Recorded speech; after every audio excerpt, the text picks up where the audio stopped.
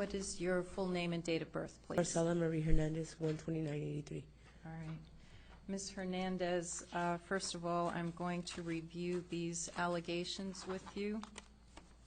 You have been arrested for one count of illegal control of an enterprise, a Class 3 felony, 2 counts of money laundering, Class 2 felonies, 3 counts of use of an electronic communication during a drug transaction, Class 4 felonies, 1 count of managing a criminal syndicate, a Class 2 felony, 1 count of conspiracy to commit narcotic transport for sale, a Class 2 felony, and 3 counts of transportation of narcotic drugs for sale, Class 2 felonies.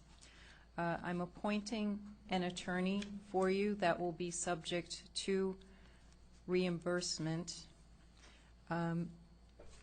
And will the State announce, please? Mr. Honor, Rebecca Pritchard on behalf of the Maricopa County Attorney's Office. All right. Ms. Pritchard, I did review the Form 4 that was submitted regarding Ms. Hernandez, and I believe I need a little bit more detail in order to be able to find probable cause to believe she committed the offenses alleged. I can help you, Your Honor. Ms. Hernandez was directly involved in the handling, preparation of heroin and the proceeds obtained from that heroin. She would have the heroin delivered, or the drug trafficking organization would deliver heroin to her house or her houses. She had a number of houses that were involved in this investigation. Her brother, also Duran Alcantar, also known as Tito, was involved in this as well. She would instruct Mr. Alcantar when to arrive to the house because the drugs were being delivered, and then also when he should be there in order to receive money from the various drug dealers that were coming to either give the proceeds back from the heroin or buy some more heroin. And heroin is mainly the drug that we're dealing with in this case. So Mr. Alcantar, I think it's her half-brother, would then meet her at the house or do as she instructed him to do, and would either give heroin or receive the proceeds from the heroin deals. Okay. Now, was she residing in either of these houses? I believe she was residing, and I can't remember the address of the one, but her family, I believe her aunt and her uncle were also living in one of the houses with her brother.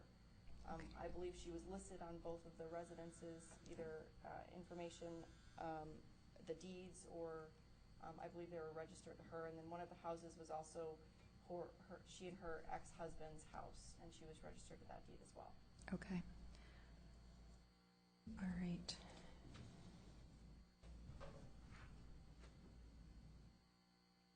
And you are aware that she was directly involved through conversations with her brother? Conversations with her brother and her conversations with the leader, Mr. Arce Torres, okay. Which is her boyfriend.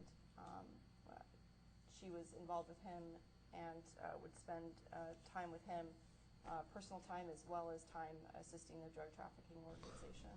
Okay. All right. And does the State have any requests regarding custody or release conditions? Yes, Your Honor. Based on her very high-level involvement in the drug trafficking organization, the State is recommending a bond of $2 million cash. The drug organization did have a lot of proceeds. I believe a little less than $200,000 cash was found today, and she was found with cash on her, about $16,000 cash that were proceeds from the heroin deals. I think she got that one from one of the runners, or one of the heroin dealers that would pick up from the houses. She got about $8,000 from him, and also money from Mr. Torres, who's the leader of the organization. He would often pay for her bills and take care of her and her financial situation. So based on those very close ties, I'm recommending a $2 million cash bond and a surrender of passport. All right. All right. Ms. Hernandez, I do find probable cause to believe you did commit the offenses alleged. I believe the State's request is appropriate. I am setting a $2 million cash-only bond that you would need to pay to be released prior to any upcoming court hearing. If you are released, you are not to leave the state of Arizona.